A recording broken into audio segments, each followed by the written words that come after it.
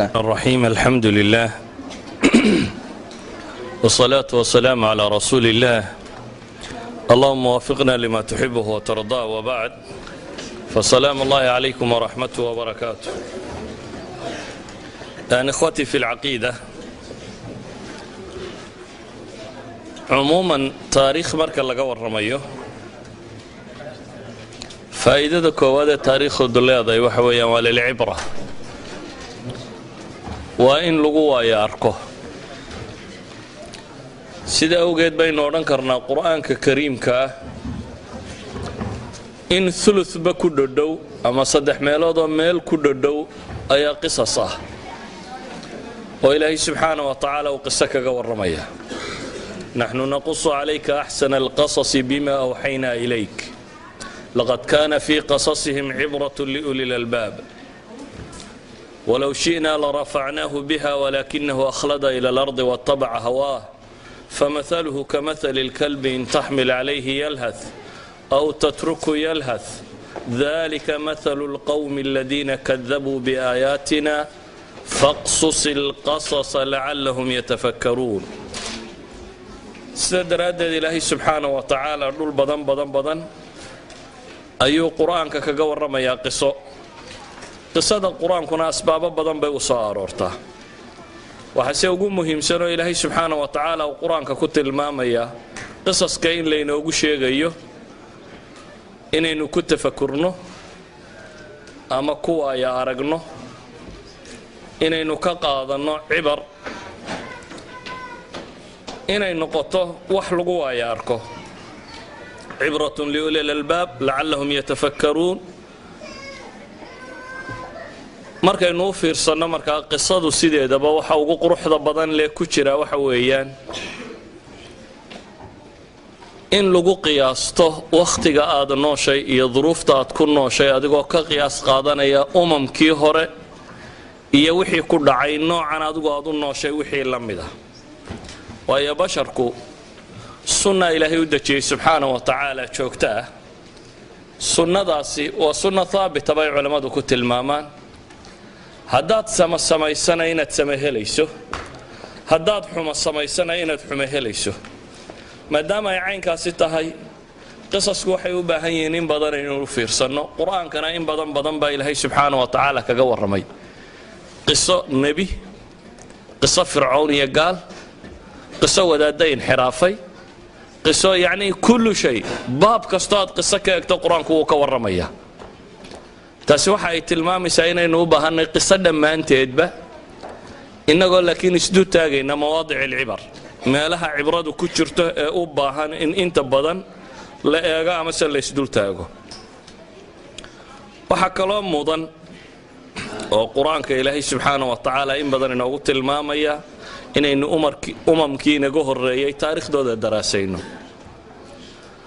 waxay dhahdaan casri kastoo la joogaa wuxuu u badan yahay cusuurta dambe waa طabca jadiida likitaabin qadiim bay yidhaahdaan haddaad taarikhda dib u fiirsato baalan la mida kanaad nooshahay unbaad arkaysaa oo si kastoo aad u qiyaasto ama aad u qiimayso la mida idan bay yidhahdaan waa طabca jadiida kitaab qadiimoo hore loo soo maray waayo dunida hore u soo mareen dad taalixiina iyo dad saalixiina dad xunxun dad wanaagsan nooc kasta hore u soo mareen sidaa awgeed waxay u muuqanaysaa taariikhduba inay u eg tahay طabca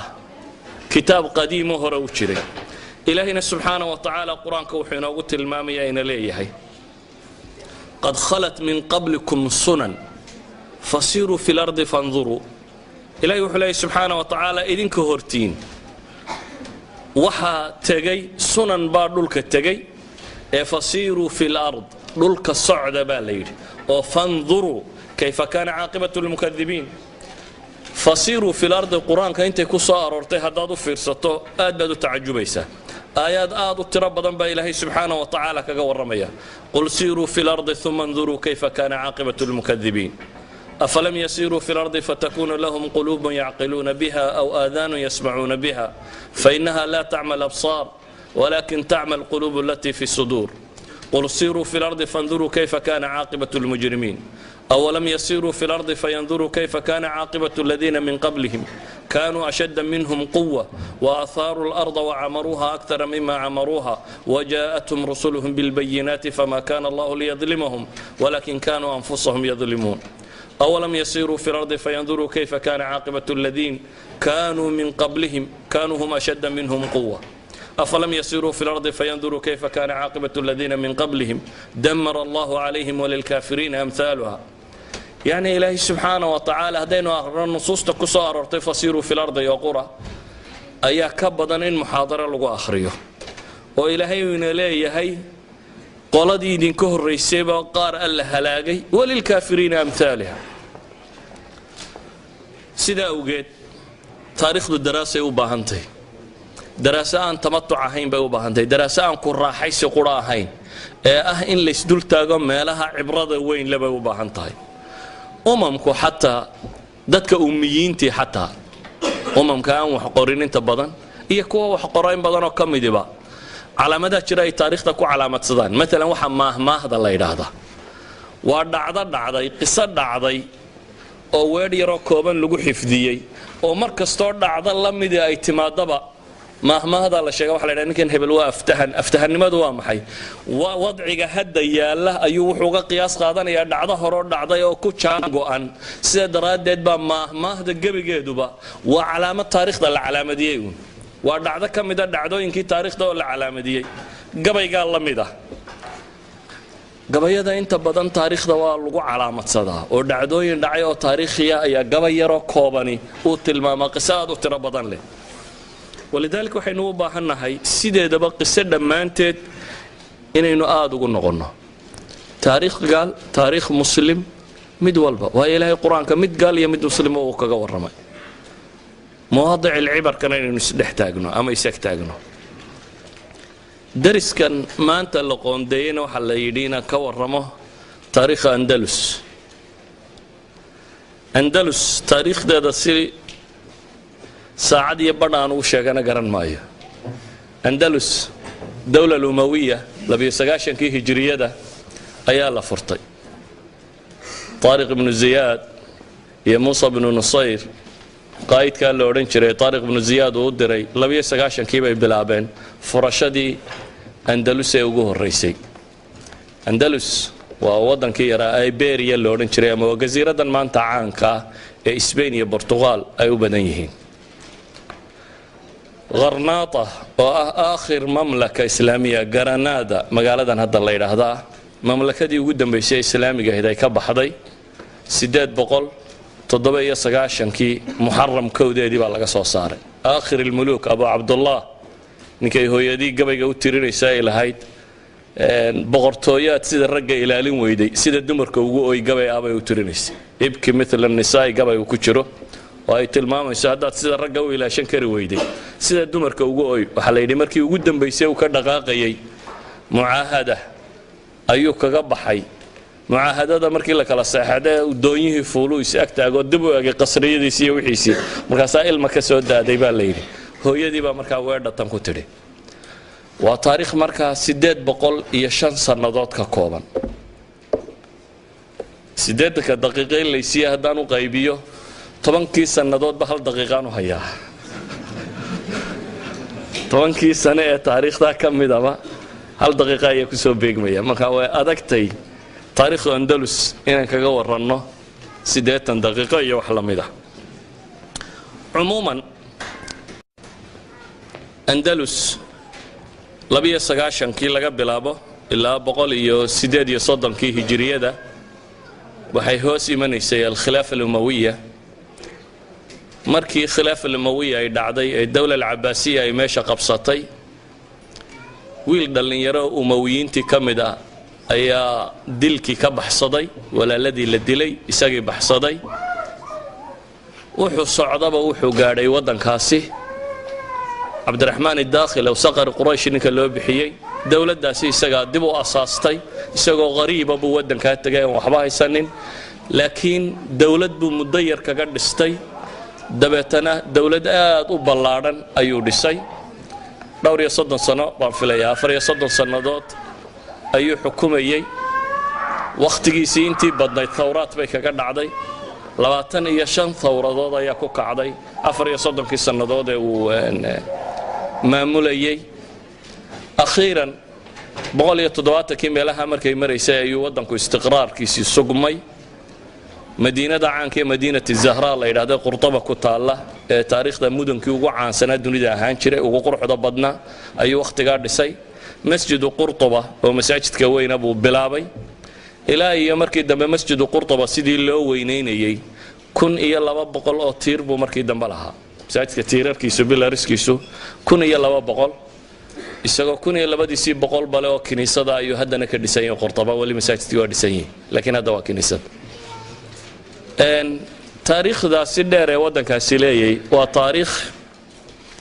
maasi tiro badan leh ama meelo madmadow oo aad u fool xun oo tiro badan leh meelo aad u qurux badan na leh waa taariikh markaasi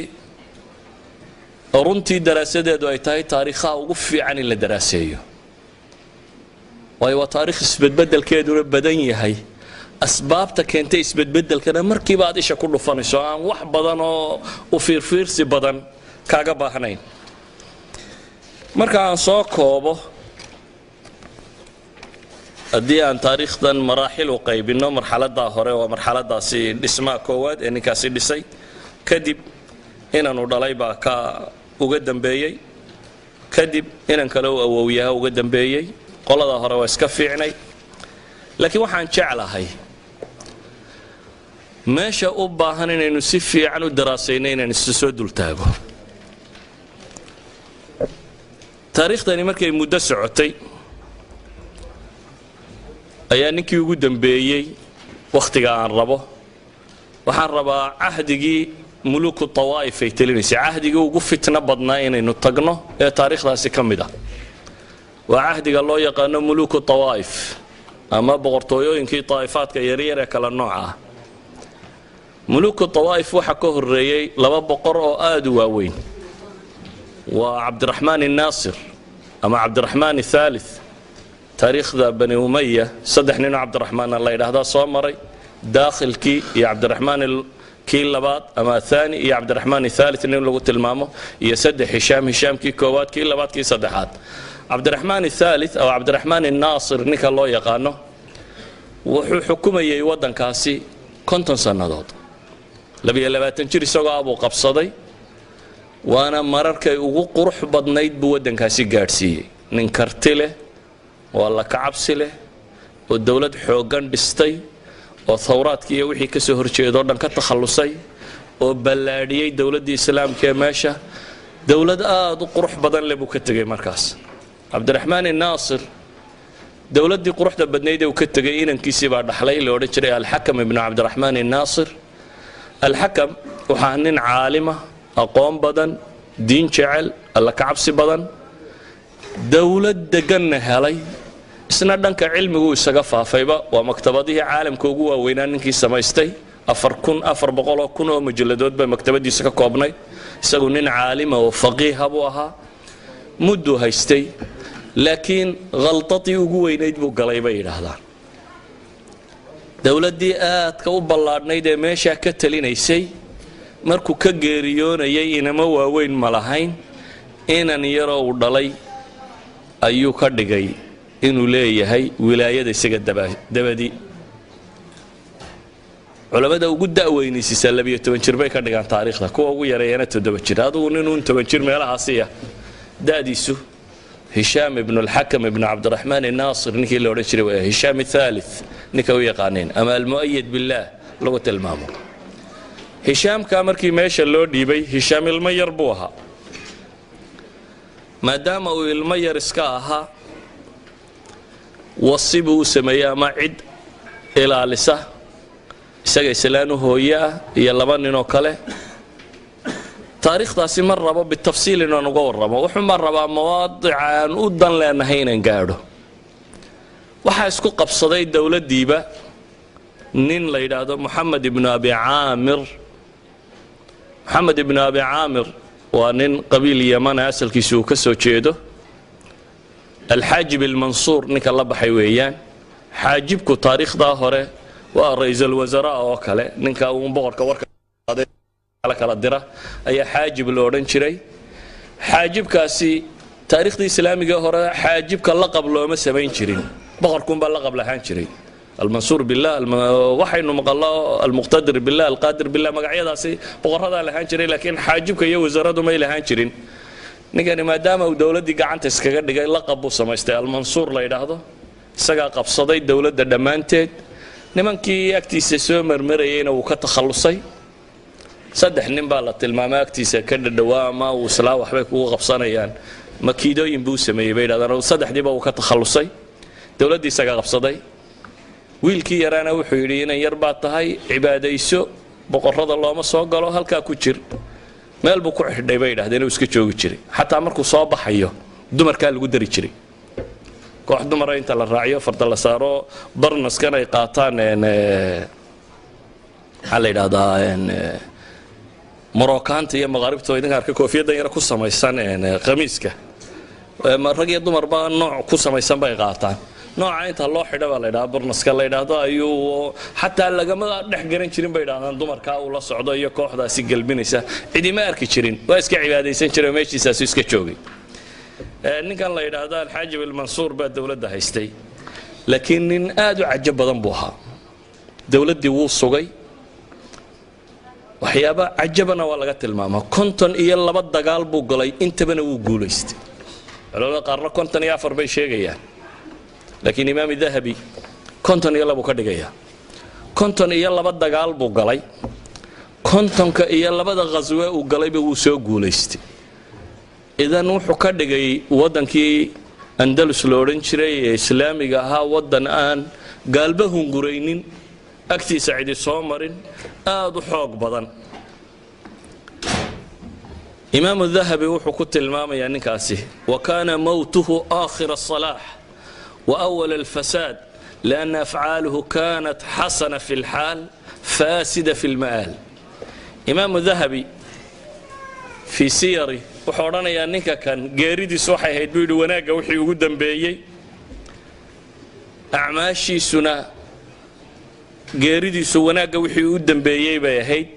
فساد كان وحي وقوه الرأيي أفعاشي سنبو يدي waxay ahayd xasana fil xaal marka waqtigan la joogo amaladii uu sameeyay amala aad u qurux badan laakiin cidib xumo dambe oo badan ka tagay waayaninkani wuxuu sameeyay khilaafo aanu khaliifku talina qolo kala taliso inaanu dhalay buu uga dhintay kiina halkii buu ka sii hayay 7 sanadood buu meelaha ku sii haystay laakiin nin saalix isaguna ahaa dawladii waxba kama xumaanin mid uu dhalay oo kale ayaa sii dhaxlay ka dambe uu dhalay nin fiican ma ahayn wuxuu ahaa nin marka hore hooyadii faranjiye tahay islaam faranjiyada dhashay islaamii waliba hadiyaadka boqorrada ay u siiyeen mid ka mid ah dhashay shangal baa la oran jiray waxaanu ahaa nin fasaad badan aad u fasaad badan ninkaas dawladii qabsaday akhiiran dagaalo iyo burbur buu isna iskaga dhintay waxa soo baxay in lagu kaco dabeetana meeshii waxa qabsaday nin cusub oo umawiyiintii ka tirsan waxa la yiri waayo shanjalkani wuxuu sameeyay khatarta kale waxay ahayd labadii hore waxa iyagu yiraahdeen anagu xaajibaan wilaayada umawiyiintii ba iskalo muayyad billahi ba qolka dambe ugu jiray war maxaa muayyadkani qolka kaga jiray buu yiri muayyadkana waa ha iska tago aniga ah buu yiri khilaafadii wali العهد buu sheegtay markaa بعد المؤيد بالله inuu isagu wilaayada leeyahay wilaayadina ay wareegtay dawla amawiya ama qurayshiin tana wilaayada dadku nooc ma way uga dambeeyeen laakiin ninkani waa aamiri yamaniya marka ma uga dambeynayaan dadku sidii looga dambeeyay awal waxay ku maamulayeen inay xaajibiyiin ama inay sultada yani ra'iisul wasaare inuu ka yahay nin محمد بن هشام بن عبد الجبار لا يراهدو أموي baa lagu kiciyay dabeetana ninkaas meeshii inqilaabay waa qabsaday waqtiga kan waa ahdi fitna bilaabantay waa qarnigii shanaad iyo bilowgiisii 400 taariikhda hijrigii markay maraysay weeyaan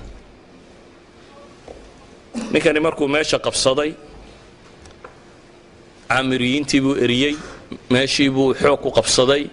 waa dawladdii buu is yidhi isku dabarido laakiin looma daynin ee waxaa bilaabmay wakhti fitnaa oo madaxnimadii la isku laayo oo tiro badani dhacdo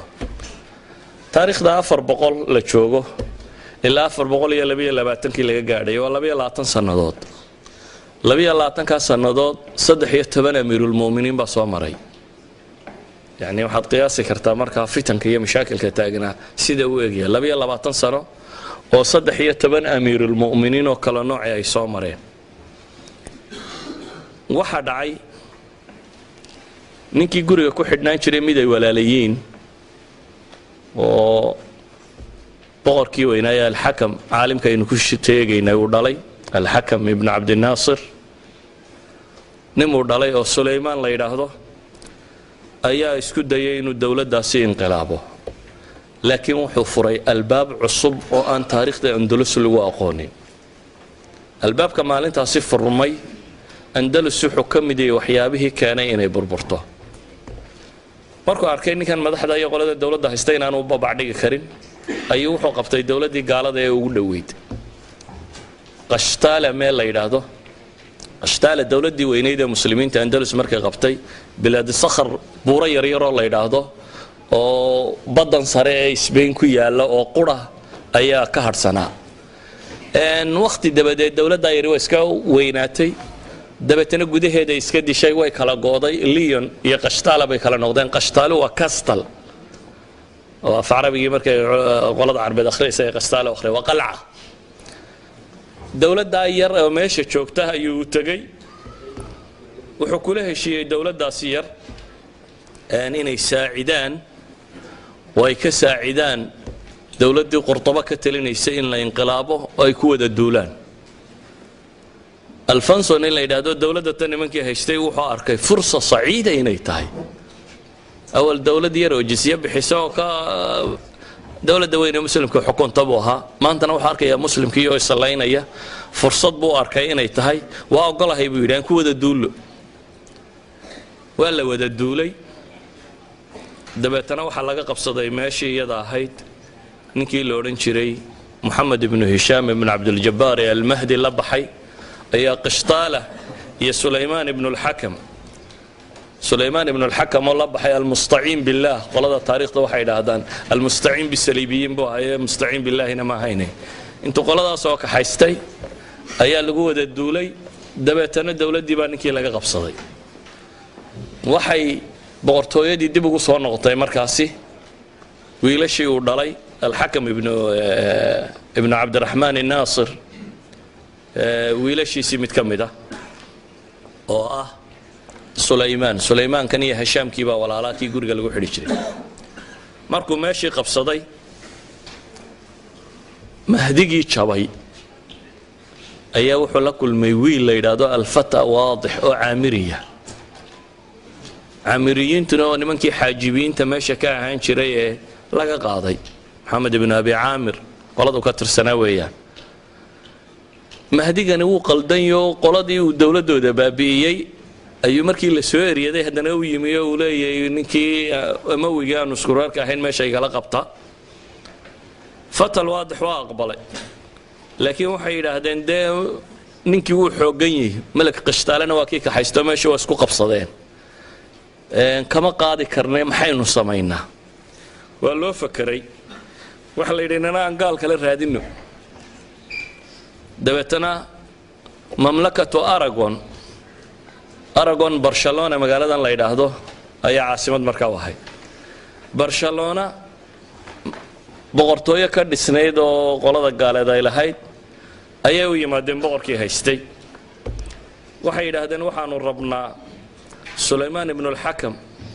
iyo xoogaaga barbarka oo haysto Sulaymaan ibn al-Hakam kii meesha qabsadayna qishtaaliyiintii mooyaane wuxuu kale la qabtay meesha mooyaane wuxuu soo dhaweeyay qabaa'ilkii barbarka oo qabaa'il aad u xoog badan oo tiro badan oo wadanka joogay kuwaas markaa sanad u ah waxay yiraahdeen waxaan u baahanahay inaad nala duusho oo aad nala qabato khilaafadii islaamiga ahayd oo ay gacantayada soo gasho ninkan ay u tageen Barcelona haysta ودول كي يرى جزية بحين شري وعبد الرحمن الناصر جزية سين شري ومن بعد هنا الحاجب المنصور با جزية كغاد شري ninkii jisada bixinayay intay u tageen bay waxay yiraahdeen waxaan rabnaa inaad nala furato wadankii oo meesha nala qabato amiir barcelona wuxuu yiri waa si fiican laakiin bishuruud shuruud baan dhiganayaa shuruudaasi baan idin kula duulaya waa maxay baa la yiri shuruudaadu waa laba nin oo daas ka soconaya la ciidan ma haystaane wuxuu yiri ciidamadiina iyo wixiina kale markaa keensataan anigu dagaalku intuu socdo buu yiri maalin kasta oo dagaalkaasi soconayo 100 dinar oo dahabiya baan rabaa وبقرطيوده إلى هذا عشورة ما لين كستو دجال كسرعانيو دولة برشلونة إن لسيه بقول دينار ذهبية كو عيدا ما ندنسينا يا عيدا كان ندنسيه أسكري كستو دجال قلا وحربها هل دينار ذهبية إن ما لنتي لسيه أسكري كستو دجال كقلا هل دينار ذهبية إنه هلا أفر وحربها بوله دجال كامر كإنه قال له أما صدق دجال كامر كإنه قال له هدي أي نجبينه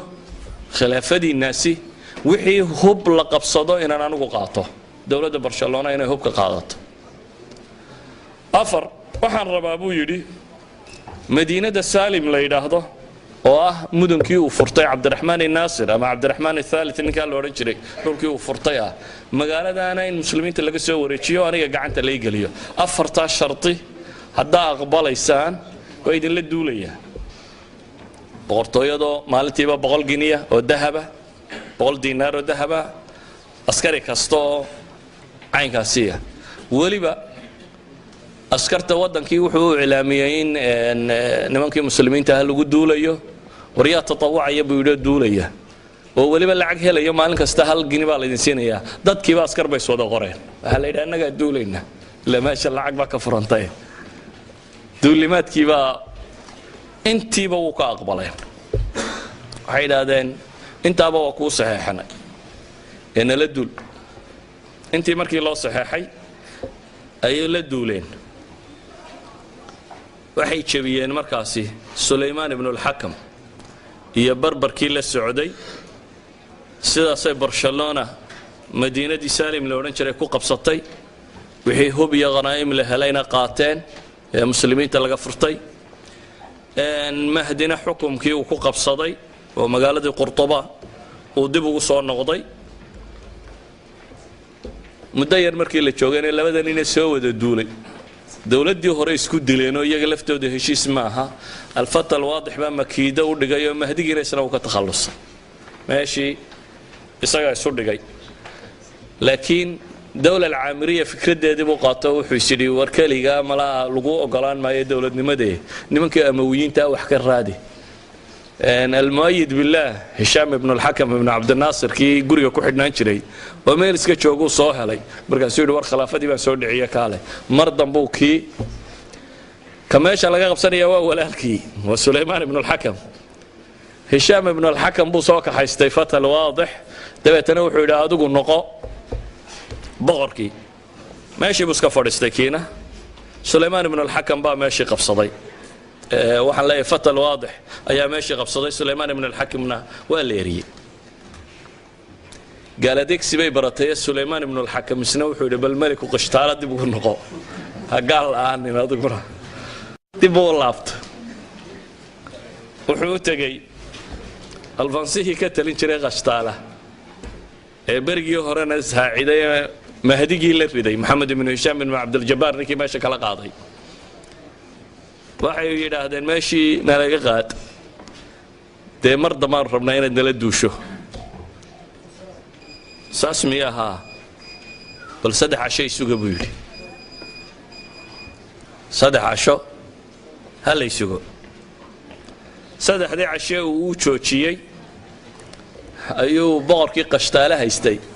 nin buu soo diray qoladii kan inqilaabtay buu u tagay uu nin u diray wuxuu yidhi halkan waxaa ila jooga Suleymaan ibn al-Hakam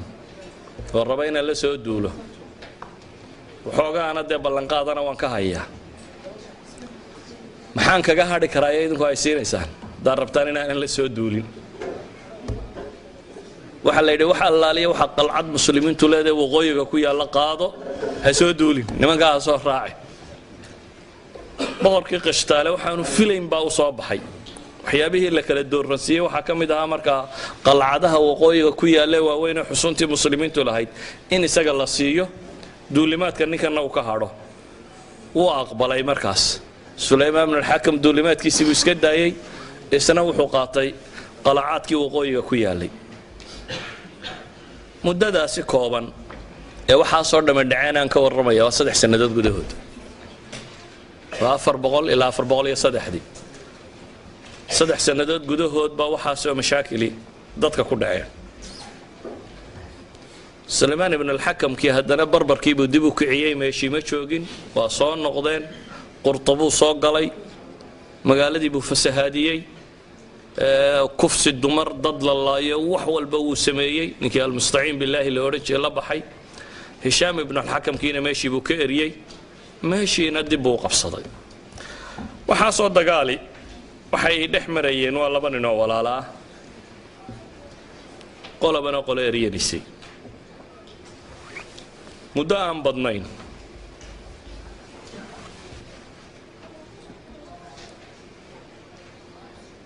ayaa fitankaasi soconayeen waqti yar kadib ayay qoladii barbariyiintii ninkan waday baa waxay dhaaheen horta heedha maxaynu ninkan u wadnaa maynaba meesha qabsanno intaynu wadno ninkan uma wiiga ee sulaymaan ibn alxakamka maynu sulaymaan ka takhalusno inagu qabsanno iyana meeshii bay ninkan ka qaadeen waxaaba qabsaday meeshii gebigeediiba nimankii barbariyiinta ahaa cali ibn xamuud nin la odhan jiray waa qurtabo qabsaday walaalkii qaasim ibn ishbiili u dhiibtay dabeetana meeshii bay qabsadeen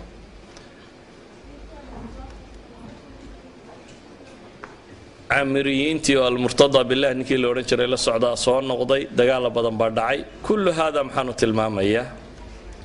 waxaanu socdaa uun waxoogaa yar inaan tilmaamo dawaama ayay gashay dowladda islaamiga ee meesha joogtay marka ay taariikhdu maraysay 422 meelahaasi ee warkii loo adkaysan kari waayay maalinba meel mid qabsaday ee dhibtii tiro badatay ayaa qaadigii magaalada qurtuba loo yimi waxa la yidhi sida tan loo adkaysan maayo maxaa la yeelaa wadaadadii waa shireen dabeetana waxa la yidhi khilaafada baan ridna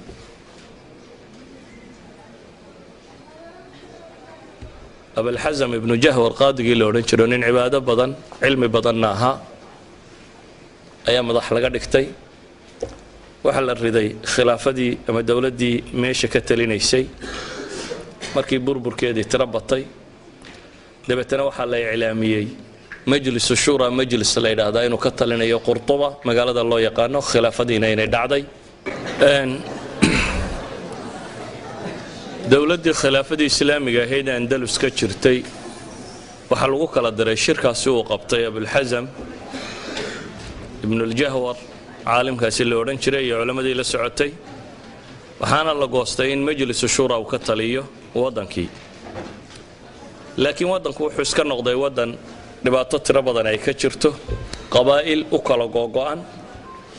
waayo waddanka waxa deganaa dad carabta deganee tirada badani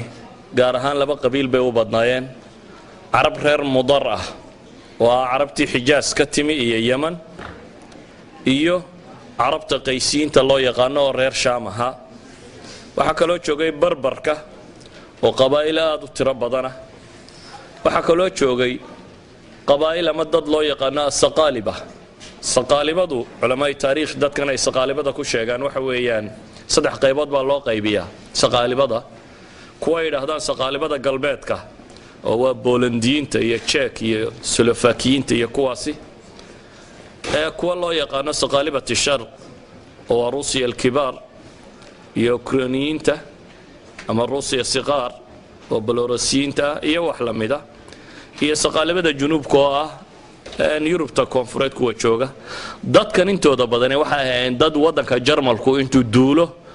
oo caruurtoodii wuxuuda soo qabqabsado iyo adoonnimo loo iibin jiray dabeetana mujtamac dhan sidii mamaaligtii atraakta ama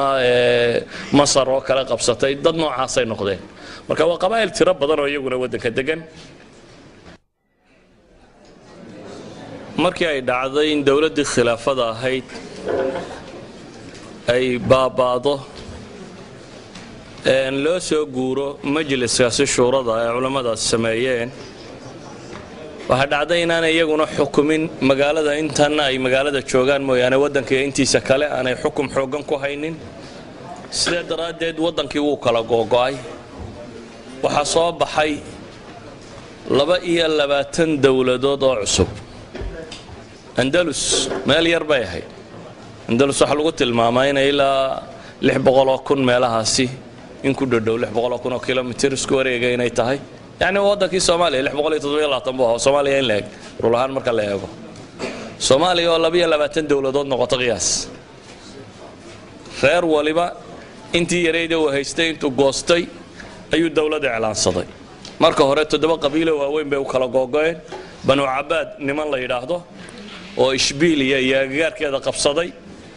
niman banu Ziri la yiraahdo oo Qarnaata iyo agagaarkeeda qabsaday banu Jahwar oo qaadigeenu ka warramaynay oo isagu Qurtuba iyo manaatiqda ku xeeran qabsaday bani al-Aftas niman la yiraahdo Berberiyiina oo iyaguna qabsaday Batlios magaaladan la yiraahdo iyo inta u dhow bani Dhanuun nimanka la yiraahdo oo qabsaday Tulaytila Toledo magaaladan la yiraahdo iyo inta u dhow bani Aamir nimanka la yiraahdo oo iyagu qabsaday Valencia ama Valencia meeshan la yiraahdo banu Hud oo yana qabsaday Sarqasta ama Saragoza magaalada la yiraahdo iyo inta u dhow waa Spain tan yare arkaysan ee Portugiiskan intan oo 22 dowladood loo qaybiyay Portugiiska iyo Spain oo la isku daray oo waliba qaybta sare oo dhan Lyon iyo maxaa la yiraahdaa Qishtaala iyo qaybtan Barcelona Aragon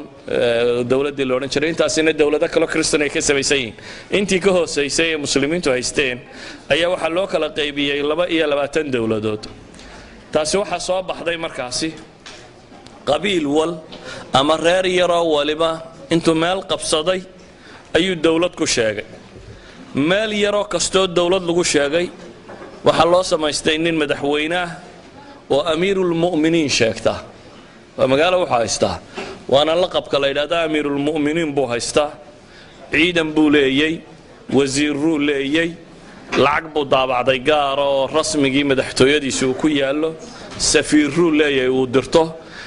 nin waliba dawlad wixii ay sheegan jirto dhan ayuu sheegtay dabeetana waxay noqdeen dawlado yar yar oo 22 oo 22 kuba ay col yihiin oo mid waliba walaalkiisa ugu dhow ee muslimka uu iska eegayo si uu walaalkiisa u dhow muslimka ugu xoogaystana dawladaha gaaleed ee markaasi ka xoog waaweyn mid kamid ah uu dabada saaray ama se uu ku tiirsan yahay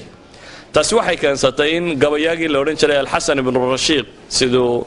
imaam Dhahabi siyarkiisa jiska 17aad safxada 144aad ku soo naqlinayo inuu gabayo yiraahdo mimma yuzahiduni fi ardi andalusa سماع معتصم فيها ومعتضد ألقاب مملكة في غير موضعها كالهر يحكي انتفاخا صولة الأسد يعني قبياغا سي مسلم كابا وحلي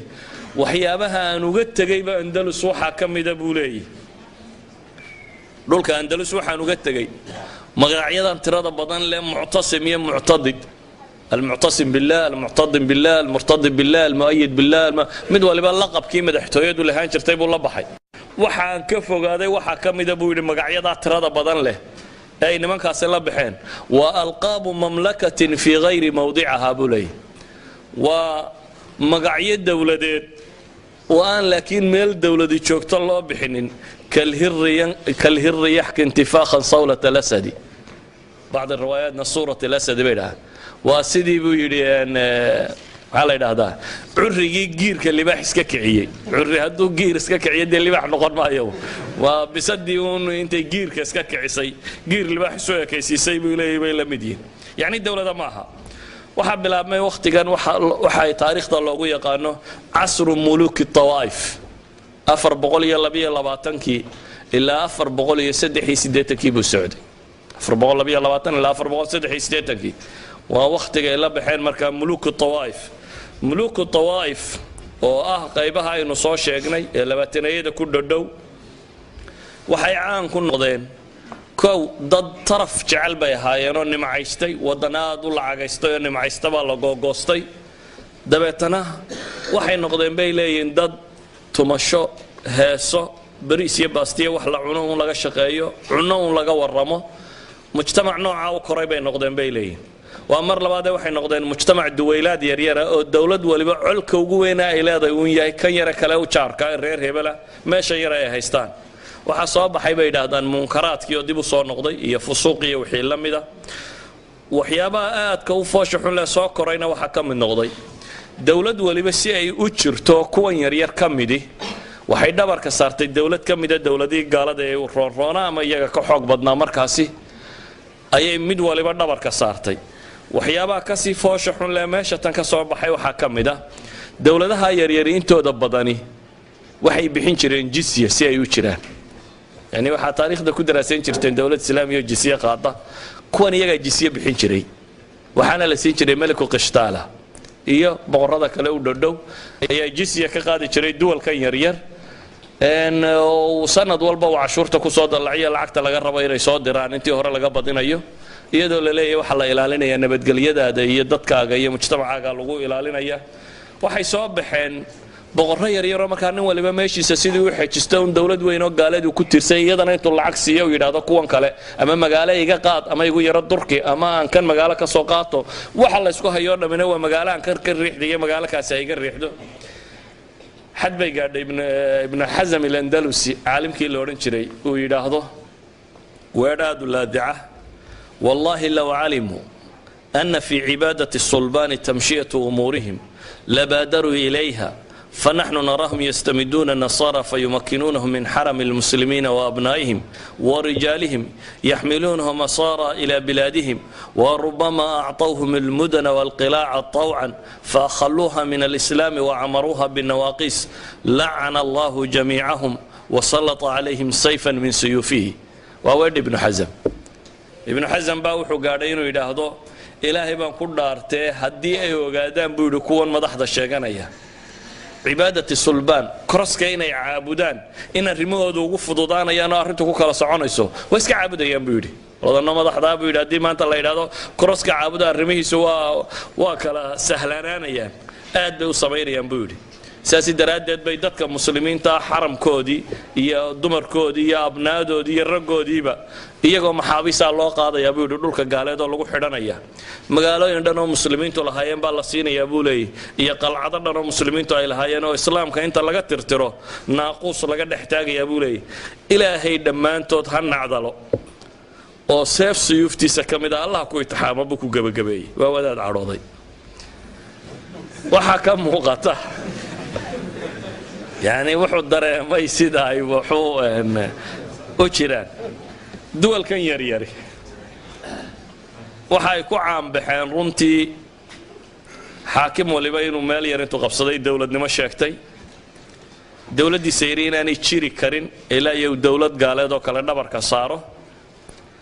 mid waliba ninka ku xigay muslimka inuu col leeyahay ka foge kale gaalkaana inuu lacag siinayo ama jisye uu bixinayo casriga caynkaas ee andalus dhibtaasi ay haysatee sida ay u kala daadatay waa casriga ugu culamo badnayd haddana taariikh islaam marka dib loo daraaseeyo waa waqtigu ibn cabdilbarri noolaa 463 buu dhintay casri tawaif dhexdiisu dhintay waa waqtigu noolaa abulwaliid albaaji 474 buu geeriyooday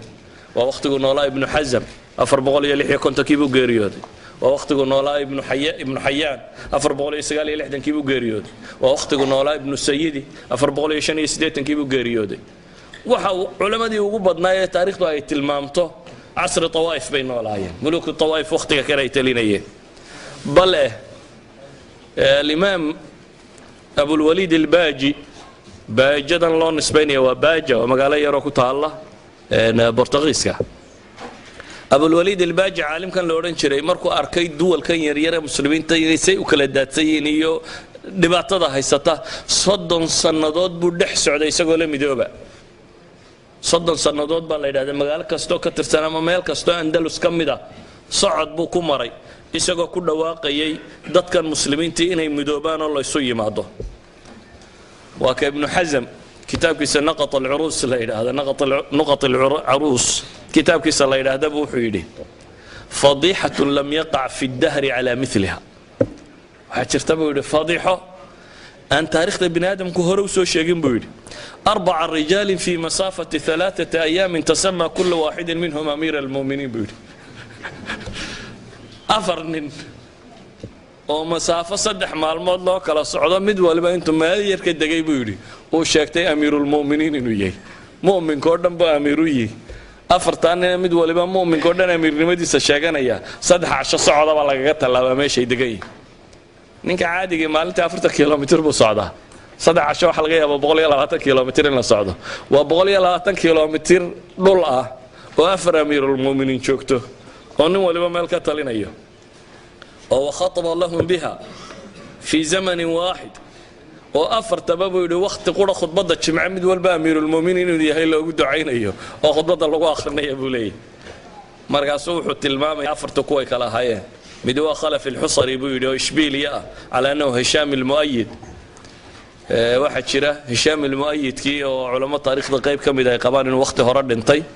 ayaa waa damba uu nin qaadiyo meel haystay uun baa ninku yidhi waxaan arkayba hishaam oo masaajid yar oo halkeena fadhiya dabeetana nin baa loo keenay war hishaamkan yaa garanaya inuu ninkan hishaam almu'ayid yahay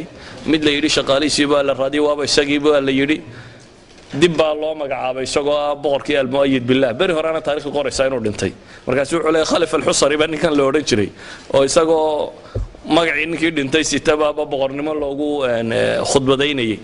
ka labaadna waxaa buu yidhi maxamed ibnu qaasim ibnu xamuud oo jaziirat alkhadra meesha la yidhaahdo marka la soo galaba andalus xagga hoose ee tanja iyo marka laga soo galo goobta koowaad ee la yimaado aljaziira alkhadra meel loo yaqaano moxamed ibnu idriis oo isagana maalqa magaalada la yidhaahdo looga khudbadaynayay iyo idriis ibnu yaxya oo shantarin magaaladan la yidhaahdo yacni wuxuu tilmaamayaa ibnu xasam inay ceeb tahay aan la aqbali karin in afar 120 kilomitir inay yeeshaan afar amiirulmu'miniin inay ka soo baxaan waxaa gaadhay waqti andalus taariikhdeedu runtii si tiro badan ay leedahay waa waqti marar badan aad soconayso akhrigeeda ama ka warankeedu uu dhib badan yahay waayo markaad maqasho طليطلة dhicitaankeedii oo kale طليطلة waa caasimadii berigii hore Spain looga talin jiray ee muslimiintu markay furteen caasimatul qawt markii hore ahaan jirtay athaqr shimaali bay culimada taariikhda ku tilmaamaan malik alfonso sadis markuu qabsanayay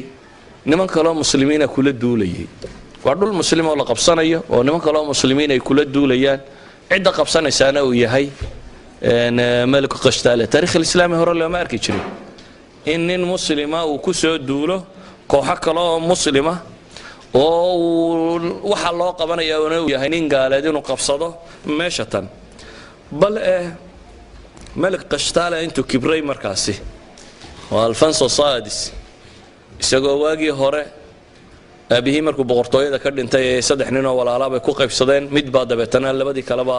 soo eriyaday oo meesha ka qaaday alfansahan isagoo qaxoontiye buu طليطلة yimi طليطلة joogi jiray boqorkii طليطلة soo dhaweeyay meelahan oo dhan buu tustusay wixii oo dhan markuu soo eegaaga uu noqday ayaa walaalkii dhintay markuu walaalkii dhintay boqortooyadii isaga dib loo siiyay ninkii halkan qaxoontiga ku ahaan jiray ee dib loo diray ee meeshii tagay meeshii buu dib ugu soo duulay markuu meeshii qabsaday alfansahan madow Afrika joogo kala siisay weeyaan meeshuu qaxoontiga ka ahaa ee uu shalayto qaxoontiga ku ahaa ayuu dib uga soo duulay markii uu la saaray meeshii dib loo saaray wuxuu gaadhsiiyay markaasi xad uu gaadhsiiyo in jisyada markuu ka qaado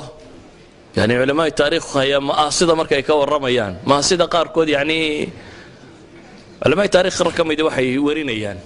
inuu soo diray nin kamid ahaa boqor wasiiradiisii oo yiri lacagtan la isiinayo jisyada si fiican u soo baadh lacagtu de waxay ahaan jirtay dahab iyo fida marka lacagta laga qaadanayo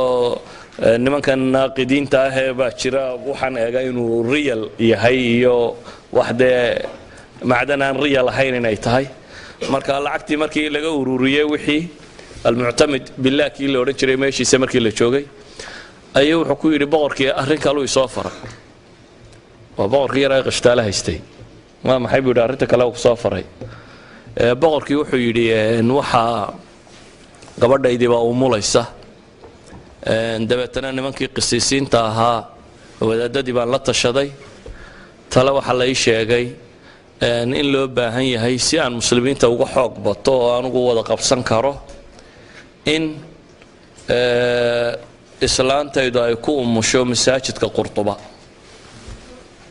waa codsi uu soo qortay maliku qashtaala boqorkii almuctamid billah ishbiliya ka talin jiray ayuu wuxuu leeyahay iyo qurtuba isku haystay buu wuxuu leeyahay waxaa loo baahan yahay boqorka habartiisii baa umulayse inay ku dhasho masjid qastaala masjid qurtuba masaajidka weyne qurtuba yani waxa tan keenaya waxa weeyaan waa markii uu dareemay dadka kale inay dad kala lumay oo liita oo midba ka ku xigay iska eegayo oo midna aanu keligii markaa iska celin karin ama aanu wax iska rabi karin uu yahay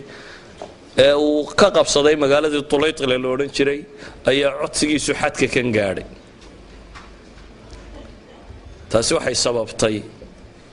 inuu waxoogaa naqwa qaado ninkii safiirkiiba uu dilo loo soo diray oo dabeetana rabshada ay dhacdo oo uu ninkii duulimaad soo qaado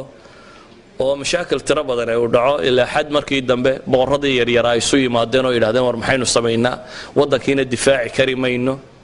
markaasay yidhaahdeen aanu nasriga aan soo waaridno war aan caalamulislaami dib u eegno shimaali africa ama shimaali afriqiya north africa dowlad cusub baa kaga dhalatay oo dowlad almuraabitiin la odhan jiray oo markaasi uu ka taliya nin salafi ah oo la odhan jiray cabdillahi ibnu tashfiin yuusuf ibnu tashfiin nin la yidhaahda uu ka taliyo waa oday 80 jira oo faraska fuushan haddana dowladdii ninkaas ka talinayay bay u dirteen caawimo inuu soo siiyo dabeetana haddana iyagii baa dhexdoodii shakiyey waxay yidhahdeen hadduu inaga ka ciyaarmu ina qabsadaade diiba uu ninkan inaga riixaarmu isagu meesha qabsadaa maalintaasi waxay ku tilmaamaan almuctamid billaah ibnu cibaadkaasi go-aan adag buu maalintaa qaatay wuxuu ku yidhi wallaahi laa narca inaan geela ku raaco saxaaraha ayaa ii dhaanta buu yidhi inaan khansiir raaco yacni inuu ninkaasi meeshaba isku qabsado uu geela ii dirto baan ka doorbidayaa in qashtaale intuu ii qabsado khanaasiirta la raaciya buu leeyahay dabeetana waxay qaateen go-aanka in muraabitiinta loo yeedho yuusuf ibnu tashfiin iyo ciidamadiisii baa yimi waqcadda caanka ee zallaaqa loo yaqaana ayaa dhacday waa waqcad taariikhda aada ugu caana dibna loo jebiyey qashtaale iyo nimankii ka talinayay markaasi dib loo jebiyey isagaa dirqa ku baxsaday ciidamadiisa dhammaantood meeshay ku jabeen qisaska taariikhiga ee masaa'ilkan ku saabsiisan ma rabo inaan balballaadhiyo laakiin waxa aan rabaa inaan tilmaamo mujtamacu markuu dhexdiisa isagu uu isnaco uun dabeetana uu noqdo yaa kursiga ku fadhiya kadibna tuulo waliba madaxweyne ay samaysato waxay iska ilaalinaysaana ay tahay tuulada kale ku xigta isaguna uu waayo weligiiba magac dowladeed ha sheegto lacag ha samaysto wax yar ha qorqoro laakiin uu waayo muqawamaat alxayaa qaabkii loo noolaan lahaa uu waayo oo noqdo waxaan isdifaaci karin ama waxba iska celin karin ama waxay noqonaysaa inuu taxta saytarati dawlatin ukhra dawlad kale inuu iyada ku hoos noolaado oo wixii loo yeedhiye kasta uu aqbalo si ay tiisan yari u jirto 22 dawladood baa muddadaasi yar meeshan ka talinayay oo midba ka ku xiga uu iska ilaalinayay oo dawladan kale ee meesha taala uu rabay inuu haddana nimanka waxa sameynaya dhan kale faqri ma hayn xolalaani ma jirin waa waqtiyadii ay ugu badnaayeen waa waqtiga yawmutiin ay dhici doonto waa taariikhda waa maqasheen yawmutiin kala sheego nin boqorada kamida ayaa islaantiisii boqortooyada xagga sare fuushay dabeetana iyadoo roobda ay bay waxay aragtay dad wadada lugaynaya oo dumar ah oo cagaha dhoobo intay ka yara fayteen dhoobo dhex socda markaas waxay tiri boqor aniguna waxaan doonayaa inaan dhoobadaas oo yara batalaqsado dabada u baxo qofka bini aadamka waxa caadiya inta ka maqan unbuu bini aadamku moodaa inay tahay nimcada rasmiga imka ninka baadiyaha jooga ee aan waxba haysanin talow daaraha dhaadheer mar uun yaa fuula buu isleeyahay kan daaraha dhaadheer fuushanina yaa buraha mar uun kora buu isleeyahay soo carcarara bannaankaasi oo hiita yar buu dhisanaya waa nolosha bini aadamka caadiga ah yacni qofba inta uu haysta mooyaane inta kaluu raadceeya uu arkaa inay raaxa tahay oo inuu soo sameeyey waxaas islaantan boqorku qabo 800 hablood baa la yiraahdaa dad ku dhadhow ba shaqaalaheeda aha u shaqaynayaan waxay jeclaatay inay dabadda u baxdo dhoobadaasi ay soo yara batalaqsato ay soo socoto dabeetana wuxuu yiri boqorkii waad batalaqsanaysaa wuxuu amray tiinatul muluk in loo sameeyo dhoobo boqortooyaha loo sameeyo buu yiri waxa la soo gaday wadanka wixii miski iyo cambar iyo wax la isku udgoonayo dhan yaalay dabeetana hal la cajiimaa la yiri wixii baa la isku cajiimay meel banaana loogu sameeyay aagaama yar yarna waa loo soo iibiyay xambaarato dabeetana waxa la yidhi halkaasi ku batalaqso waxay ku batalaqsatay markaa dhoobo laga sameeyay miski iyo cambar iyo waxa waa kuwa culimada taariikhdu sheegaan inay bari bay islaantiis qabteen markaasay tiri wallahi ma raaytu minka khayran qat waligay wanaagka ma arag nama maalintii dhoobadana buu yiri hatta yawmutiin ayu tilmaamay baa la yiraahdaa ibn Abbad kani waliba wuxuu ahaa nin gabayaaya aad u gabay badan buu ahaa walidalik akhiran horta xabsu ku dhintay isagu dawlad muraabitiin ba qabatay oo la xidhay magaalo yar oo Morocco ku taala ayaa lagu xidhay magaaladaas uu ku dhintay nin aad u gabay badan buu ahaa gabayadiisa cajiibka waxa kamid ah maalin ciideed isagii markii la xidhay reerkii la masaafuriyay meeshii dawladda kale ka dhaceen oo qabsadeen ayaa waxa ku dhacday maalin ciideed buu arkay caruurtiisii hablihii uu dhalay oo kabala oo caguhu dildilaaceen oo islaantiisuna islaan gabayda bay ahayd oo adiibada oo macruuf la yaqaan islaantan uu yoomuteeka ku taamayay oo islaantiina